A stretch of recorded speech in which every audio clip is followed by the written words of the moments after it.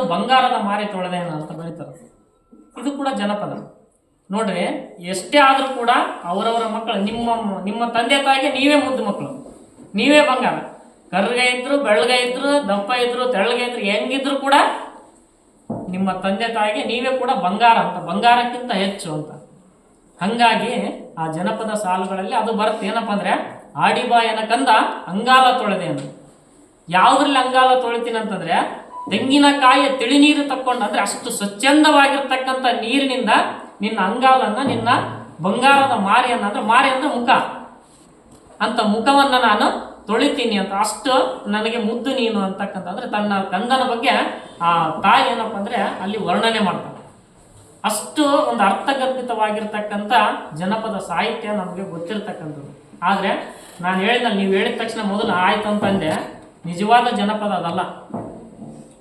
ಇವತ್ತೆಲ್ಲೋ big boss ಕಾರ್ಯಕ್ರಮದಲ್ಲಿ ಒಬ್ಬ ಹನುಮಂತ ಅಂತ ಬಂದ, ನಮಗೆ ನೋಡ್ತಿರಲ್ಲ, ಕರೆಕ್ಟ್, ಇದಕ್ಕೆ 100% ಗೊತ್ತಿರ್ತದೆ. ಅಂದ್ರೆ ಒಂದು ಹಾಡನ್ನ ಹಾಡಿದಾಗ ಆತ ಜನಪದ ಒಂದು ಹಾಡನ್ನ ಹಾಡಿದ, ಆತನದು ಒಂದು ಕಲೆ. ಆ ಹಾಡಿನ ಮೂಲಕ ಏನಪ್ಪಾ ಅಂದ್ರೆ ಇವತ್ತು ಹನುಮಂತ ಅಂದ್ರೆ ಯಾರಂತ ಹೇಳ್ತೀವಿ ನಾವು. ಹಂಗೆ ನೋಡ್ರಿ, ಒಂದು ಜನಪದಕ್ಕೆ ಎಷ್ಟು ಶಕ್ತಿ ಐತೆ ಅನ್ನತಕ್ಕಂಥದ್ದನ್ನ ಅದು ತೋರಿಸ್ಕೊಡ್ತಾರೆ. ಒಬ್ಬ ಹಳ್ಳಿಯಲ್ಲಿ ಇರ್ತಕ್ಕಂಥ ಒಬ್ಬನ ಏನು ಗೊತ್ತಿಲ್ಲದೆ ಇರ್ತಕ್ಕಂಥ ವ್ಯಕ್ತಿ ಇವತ್ತು ರಾಜ್ಯ ಮಟ್ಟದಲ್ಲಿ ಸುದ್ದಿ ಆಗ್ತದೆ, ಅದಕ್ಕೆ ಕಾರಣ ಜನಪದ. ಅಂತ ಒಂದು ತಾಕತ್ತು, ಅಂತ ಒಂದು ಶಕ್ತಿ ಜನಪದಕ್ಕೈತಿ. ಅದಕ್ಕೆ ಜನಪದ ಸಾಹಿತ್ಯ ಅಂದ್ರೆ ನಿರಕ್ಷರಿಗಳು ರಚಿಸಿದಂತ ಒಂದು ಸಾಹಿತ್ಯ ಅಂತ. ನಿರಕ್ಷರ ಅಂದ್ರೆ ಓದು ಬರದೇ ಇರತಕ್ಕಂಥ ವ್ಯಕ್ತಿಗಳು, ತಾಯಂದಿರು ರಚಿಸಿರ್ತಕ್ಕಂಥ ಒಂದು ಸಾಹಿತ್ಯಕ್ಕೆ ಜನಪದ ಅಂತ ಕರಿತೀವಿ ಅಂತ ಹೇಳ್ತಾರೆ.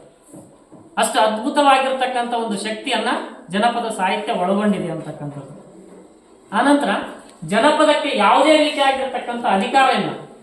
ಅಧಿಕಾರ ಅಂತಂದ್ರೆ, ಹಿಂದಿನ ಕಾಲದಲ್ಲಿ ರಾಜ ಮಹಾರಾಜರೆಲ್ಲ, ನಾವು ಕವಿಗಳ ಬಗ್ಗೆ ಓದ್ತೀವಿ, ನವರತ್ನತ್ರಯರಿದ್ರು, ಕವಯಿತ್ರಿಗಳಿದ್ರು, ಕವಿಗಳಿದ್ರು, ಇವ್ರು ಇಂಥವ್ರ ಆಸ್ಥಾನ ಕವಿ, ಇವ್ರು ಇಂಥವ್ರ ಆಸ್ಥಾನ ಕವಿ ಅಂತ ನಾವೆಲ್ಲ ಓದ್ತೀವಲ್ಲ. ಆ ರೀತಿ ಜನಪದ ಸಾಹಿತ್ಯ ಅವ್ರು ಯಾಕೆ ಇಟ್ಕೊಂಡಿದ್ರಪ್ಪ ಕವಿಗಳನ್ನ, ಕವಯಿತ್ರಿಗಳು ತಮ್ಮ ಆಸ್ಥಾನದಲ್ಲಿ ಅವರಿಗೆ ರಾಜಾಶ್ರಯ ನೀಡಿದ್ರ ಅಂತ ಹೇಳ್ತೀವಲ್ಲ. ಯಾಕಂದ್ರೆ ಅವರು ತಮ್ಮ ಬಗ್ಗೆ, ನಾನು ಉದಾಹರಣೆ, ನನ್ನ ಬಗ್ಗೆ ಈ ಜಗತ್ತಿಗೆಲ್ಲ ಗೊತ್ತಾಗಬೇಕು ಅನ್ನೋ ಉದ್ದೇಶದಿಂದ ಒಳ್ಳೆಯದನ್ನ ಮಾತ್ರ ಬರೆಸೋದಕ್ಕೆ ಕವಿಗಳನ್ನ ತಮ್ಮ ಆಸ್ಥಾನದಲ್ಲಿ ನೇಮಿಸ್ಕೊಳ್ತಾ ಇದ್ದಾರೆ. ಆದರೆ ಜನಪದ ಸಾಹಿತ್ಯಕ್ಕೆ ಅಂತ ಒಂದು ರಾಜಾಧಿಕಾರ, ಅಂತ ಒಂದು ಅಧಿಕಾರ, ಅಂತ ಒಂದು ಆಶ್ರಯ ಯಾವುದೂ ಇಲ್ಲ. ಅದು ಕೇವಲ ಏನಪ್ಪ ಅಂದ್ರೆ ತನ್ನಿಂದ ತಾನು ಹರಿದು ಬಂದಿರತಕ್ಕಂಥ ಮಣ್ಣಿನ ಸಂಸ್ಕೃತಿ. ಅದು ನಮ್ಮ ಮಣ್ಣಿನ, ಈ ನೆಲದ, ಈ ಜಲದ ಸಂಸ್ಕೃತಿ ಯಾವುದಪ್ಪ ಅಂದ್ರೆ ಜನಪದ ಸಾಹಿತ್ಯ. ಅಷ್ಟು ಶ್ರೇಷ್ಠವಾಗಿರ್ತಕ್ಕಂಥ ಒಂದು ಸಾಹಿತ್ಯದ ಪ್ರಕಾರವನ್ನ ಅದು ಕನ್ನಡದಲ್ಲಿ, ಅದಕ್ಕೆ ಅನಕರವರು ಹೇಳ್ತಾರೆ ಏನಪ್ಪ ಅಂದ್ರೆ, ಕನ್ನಡಕ್ಕೆ ಬೇಕಾದವರು ಸಾಕಷ್ಟು ಜನ ಇದ್ದಾರೆ, ಆದ್ರೆ ನಮಗಿರೋದು ಒಂದೇ ಕನ್ನಡ ಅಂತ. ನಮ್ಮಂಥವ್ರು ಸಾಕಷ್ಟು ಜನ ಇದ್ದಾರೆ ಕರ್ನಾಟಕದಲ್ಲಿ, ಕನ್ನಡ ಭಾಷೆಯಲ್ಲಿ ಸಾಕಷ್ಟು ಕವಿಗಳು. ಈ ಕವಿ ಅಂತ ಇನ್ನೊಬ್ರು ಕವಿ ಬರ್ಬೋದು, ಮತ್ತೊಬ್ರು ಮಗದೊಬ್ಬರು ಬರ್ಬೋದು. ಆದರೆ ನಮ್ಗೆಲ್ಲರಿಗೂ ಇರ್ತಕ್ಕಂಥದ್ದು ಒಂದೇ ಒಂದು ಕನ್ನಡ. ಅದನ್ನ ಉಳಿಸಿ ಬೆಳೆಸ್ತಕ್ಕಂಥ ಒಂದು ಪ್ರಯತ್ನವನ್ನ, ಅಂದ್ರೆ ಉಳಿದುಕೊಂಡು ಬಂದಿದೆ ಅದು, ಮತ್ತೆ ಉಳಿಸೋದು ಬೇಕಿಲ್ಲ, ಆದ್ರೆ ಅದನ್ನು ಬೆಳೆಸ್ತಕ್ಕಂಥ ಎಲ್ಲ ಒಂದು ಗುರುತರವಾಗಿರ್ತಕ್ಕಂಥ ಜವಾಬ್ದಾರಿ ನಮ್ಮೆಲ್ಲರ ಮೇಲಿದೆ ಅಂತ. ಅದಕ್ಕೆ ನೀವು ನಾಳೆಯಿಂದ ನಿಮ್ಗೆ ಯಾರು ಕನ್ನಡ ಹೇಳ್ತಾರೆ ಟೀಚರ್ ಅಲ್ಲಿ, ಸರ್ ನಾನು ಕೇಳಿದೆ, ನಿಜವಾದ ಜನಪದ ಆ ಒಂದು ಪುಸ್ತಕಗಳು, ಜನಪದ ಹಾಡುಗಳು, ಈಗ ಹೇಳಿದ್ರಲ್ಲ, ಮುಂಜಾನೆದ್ದು ಕುಂಬಾರಣ್ಣ ಹಾಲು ಬಾನ ಉಂಡಾಣ, ಆರ್ಯಾರಿ ಮಣ್ಣ ತುಳಿದಾನ ಅಂತ.